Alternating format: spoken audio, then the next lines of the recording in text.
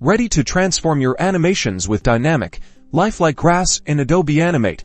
Let's get started. First, open Adobe Animate and create a new document. Choose your frame rate and stage size to match your project. We'll start with the pencil tool to sketch a basic grass blade. Adjust the line thickness and color. In the Properties panel, experiment with different green shades.